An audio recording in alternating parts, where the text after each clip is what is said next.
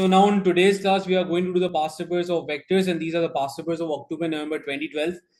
सबसे पहले वाले सवाल के अंदर हमें सारी इंफॉर्मेशन को रीड करना है. E F G H R the midpoints of A B B C C D and D A. ये सारे के सारे मिड पॉइंट्स हैं. ए बी की वैल्यू है हमारे पास स्मॉल पी, ए बी की वैल्यू है स्मॉल पी, और ए डी की वैल्यू है स्मॉल क्यू, बी सी की वैल्यू है स्मॉल आर. ये सारी वैल्यूज हमें गिवन है. सबसे पहले वाले पार्ट में बोला है ई एफ की वैल्यू निकालो.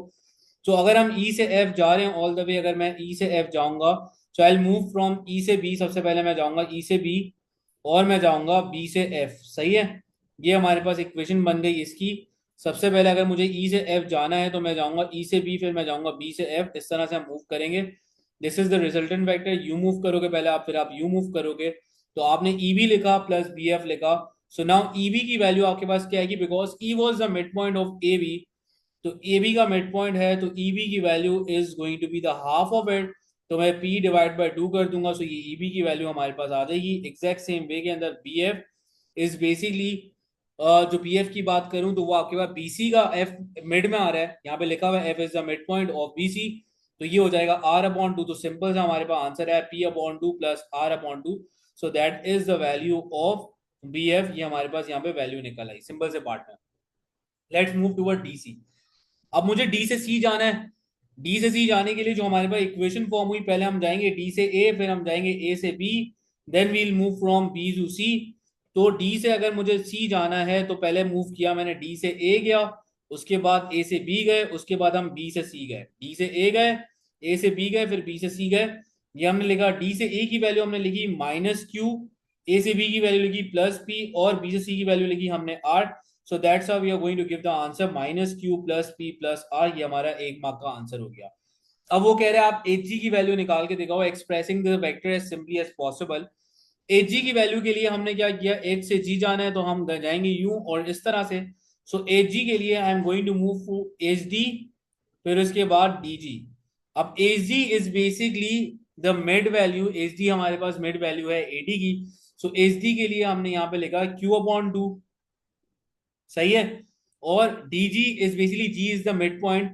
तो इसके लिए हमने लिखा, हमने जो वैल्यू निकाली थी dc की, because g is the midpoint of dc. तो जो हमने मिड वैल्यू निकाली है, बेसिकली जो हमने dc की वैल्यू निकाली है, उसी वैल्यू को 1/2 से मल्टीप्लाई करो. मैं वापस से रिपीट करता हूं, यहाँ पे साइड में लिख रहा हूं कि dg is basically the half of dc. तो मैंने dc की वैल्यू ऊपर निकाल दी है, तो मैं यहाँ पे dc की वैल्यू लिखूंगा which was minus Q plus P plus R. ये पूरी वैल्यू मैं एज इट इज लिख दूंगा. जब ये वैल्यू हमने लिखी, so I get Q upon two, ये हो जाएगा माइनस क्यू अपॉन टू, ये हो जाएगा प्लस 1/2 पी प्लस 1/2 आर. यहाँ से ये कैंसिल, तो एच जी की वैल्यू आ गई हमारे पास 1/2 P plus 1/2 R. So we got the value of H G. H G की वैल्यू हमारे पास ये एग्जैक्टली आ गई. कह रहे हैं what conclusions can be drawn about the lines of E F and H G. आप क्या कंक्लूजंस यहाँ पे बनाओगे ई एफ और एफ जी को देखते हुए. तो हमने ई एफ की वैल्यू को देखा, हमने एफ जी की वैल्यू को देखा, हमने ये दोनों वैल्यूज को यहाँ पे देखा. सो दोनों वैल्यूज हमारे पास क्या आई हैं, सेम आई हैं. सो वी कैन से यार ये हमारे पास क्या होता है, इक्वल एंड पैरेलल वेक्टर्स हो सकते हैं. सही है. तो ये हम कंक्लूजन्स यहाँ से बना सकते हैं. तो इस तरह से ये वाला सवाल हमारा कंप्लीट हो गया अक्टूबर नवंबर 2012 का. अब हम बढ़ते हैं नेक्स्ट वाले पार्ट के ऊपर. नेक्स्ट वाले पार्ट को हम कंप्लीट करते हैं. So this is October November 2012 paper 22. ये वाले सवाल को सॉल्व करते हैं. सबसे पहले हमें यहाँ पे बोला गया कि B is the midpoint of O D, E is the midpoint of O A, C is the point A B such that A C is ratio. ये गिवन है. ओ ए की value given है, O B की value आपको given है. Find in terms of A B. सबसे पहले आपको ए बी चाहिए. तो ए से बी अगर मुझे जाना है ऑल द वे, तो ए से बी की जो इक्वेशन बनेगी वो आप जाओगे. ए से बी अगर आपको जाना है तो all the way you will travel like this, you will move A O, then you will travel like this. तो यहाँ पे मैं लिखूंगा ए ओ प्लस ओ बी. आपके पास ए ओ की वैल्यू, ओ ए की वैल्यू गिवन है. तो ए ओ की वैल्यू जो आपके पास करंटली हो जाएगी, that value is going to become negative P. तो ये नेगेटिव पी आया. ओबी की वैल्यू क्यू थी आपके पास, तो ये आया minus P plus Q. And you got 1 mark for this part. अब हमें चाहिए सी से डी. सी से डी जाने के लिए अगर मैं इक्वेशन फॉर्म करूं, तो सी से डी जाना है इस तरह से कर. तो सी से डी की जो इक्वेशन बनेगी, मैं पहले जाऊंगा सी से बी, फिर मैं जाऊंगा बी से डी. तो I need C B, I need B D right now. पहले तो सीबी के लिए वर्किंग करते हैं कि सीबी हमारे पास किस तरह से निकलेगा, तो मैं साइड में सारी वर्किंग करता हूँ। सीबी के लिए we are given with the ratio, हमें सीबी का रेशियो अपना गिवन है which is 1 and the total ratio 2 और रेशियो 1 है। टोटल का मतलब होता है दोनों रेशियो को ऐड अप कराओ, सो दिस विल बिकम 2 + 1, ये हो जाएगा 3 multiply by the total quantity. Total quantity इनकी एसी और सीबी की जो टोटल क्वांटिटी है वो है एबी, तो इससे मैं इसको मल्टीप्लाई करा दूंगा। अब मैं मुझे सीबी की वैल्यू निकालनी है, तो मैं एबी की वैल्यू पुट करूंगा माइनस पी प्लस क्यू, तो सीबी की वैल्यू हमारे पास यहाँ पे निकल आई -1/3p प्लस 1/3q, ये वैल्यू हमारे पास निकल आई, तो मैंने यहाँ पे साइड में लिख दी ताकि मैं प्रॉपर उसको यहाँ पे लिख सकूं। Now for the value of BD, तो बीडी के लिए उन्होंने क्या बोला कि B is the midpoint of OD, ये इनका मिड पॉइंट है। तो अगर ओबी की वैल्यू क्यू है और ये इसका मिड पॉइंट है, तो इधर की वैल्यू भी क्या होगी, क्यू ही होगी। तो मैं यहाँ पे लिखता हूँ कि B D is equals to Q, तो बी डी की वैल्यू में हमारे क्यू आ गई। So let's put the value, CB की वैल्यू लिखी -1/3p प्लस 1/3q, और बी डी की वैल्यू हमने लिखी यहाँ पे क्यू, एलसीएम लिया multiply by 3 multiply by 3, so -1/3p, this will become q plus 3q divide by 3, और फाइनली -1/3p, और ये होगा 4/3q इज द आंसर। तो -1/3p plus 4/3q is the answer. तो ये हमारे पास इस तरह से वैल्यू निकल है इस वाले पार्ट की। सही है, ये वाला पार्ट भी हमारा कंप्लीट हो गया। Now in the next part they are going to ask us about this thing, वो हमसे जो पूछना चाह रहे हैं, अब वो आप पूछना चाह रहे हैं टूवर्ड्स ईडी। लेकिन थोड़ी सी ईडी से पहले ना मैं थोड़ा सा यहाँ पे कुछ सॉर्टिंग वगैरह कर दूंगा इस चीजों को।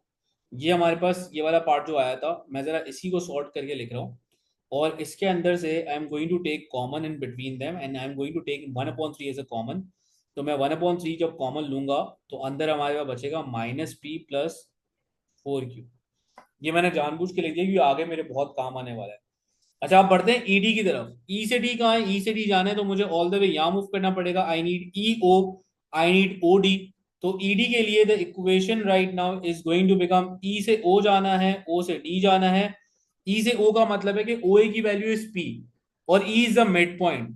सही है, पहले तो बात करो कि हमें गिवन है ओ ए की value which is P right now, और मुझे अगर यहाँ पे वैल्यू चाहिए ओ से ई की। सही है, ओ से ई की वैल्यू के लिए इसका मतलब है मिड पॉइंट है p/2, और E O and O E are opposite vectors, so that's why E O की जगह पे मैं लिखूंगा -p/2, ये लिखा मैंने, यहाँ पे लिखा -p/2, और ओडी की वैल्यू मैंने यहाँ पे लिखी, the value of OD was 2q, ये मैंने लिख दिया। अब दोनों का ना मैं क्या करता हूँ कि सबसे पहला काम मैंने किया डिनोमिनेटर सेम करा देता हूँ, तो मल्टीप्लाई बाय 2 करा, मल्टीप्लाई बाय 2 करा। सही है, ताकि सिमिलैरिटी कुछ नजर आना मुझे स्टार्ट हो यहाँ पे। तो ये हो गया हमारे पास तकरीबन -p/2, ये लिखा, फिर ये मैंने लिखा 4q/2, और अगर मैंने यहाँ पे 1/2 कॉमन ले लिया, सो आई गेट -p + 4q, यहाँ पे हमारे पास आ गया ईडी का, ये आ गया। So I write the value of ED as, हमारे पास आ गई 1/2 -p + 4q, ये वैल्यू आ गई। मैंने आपसे कहा था कि जब आपका बेसिक वेक्टर एग्जैक्टली सेम हो जाए तो वहां पे आप ये बात बोलते हो, जैसे इन दोनों के अंदर आपका बेसिक वेक्टर सेम हो गया, I am just shedding the basic vector right now, -p + 4q -p + 4q, जब आपका बेसिक वेक्टर सेम हो जाए तो आपके दिमाग में दो सवाल आएंगे। पहला सवाल ये होगा कि क्या ये पैरेलल है, दूसरा सवाल ये होगा क्या ये कोलिनियर है। अब पैरेलल और कोलिनियर के अंदर हम कैसे डिफरेंशिएट करें, तो मैंने आपको बताया था कि अगर कोलिनियर होगा तो इन दोनों में कॉमन पॉइंट होगा, तो इन दोनों में हमने चेक किया सी डी और ई डी के अंदर हमारे पास जो कॉमन पॉइंट आ रहा है, यहाँ पे भी डी आ रहा है, यहाँ पे भी डी आ रहा है। सो जब दोनों में हमारे पास डी आ रहा है, सो यस, ये हमारे पास कोलिनियर होगा।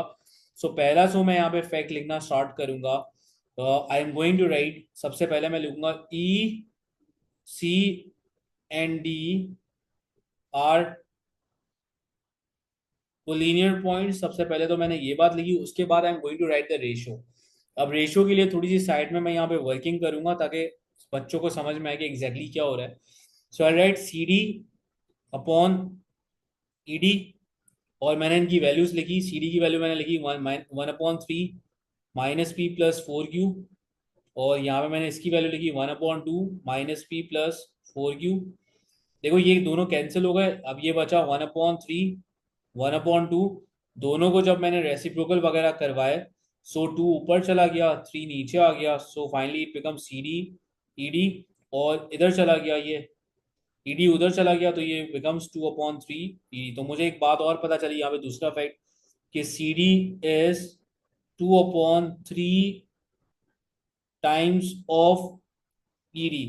सो these are the two facts जो हमें यहाँ पे लिखने हैं। पैरेलल और कोलिनियर का डिफरेंस कैसे पता चला? क्योंकि हमारे पास यहाँ पे कॉमन पॉइंट आ रहा था विच वाज डी, और डायग्राम के थ्रू भी देख सकते हो, लेकिन this gives you the surety कि बिकॉज दे आर कोलिनियर। तो यहाँ पे हमारे पास अक्टूबर नवंबर 2012 के पास पेपर्स भी हमारे खत्म हो गए।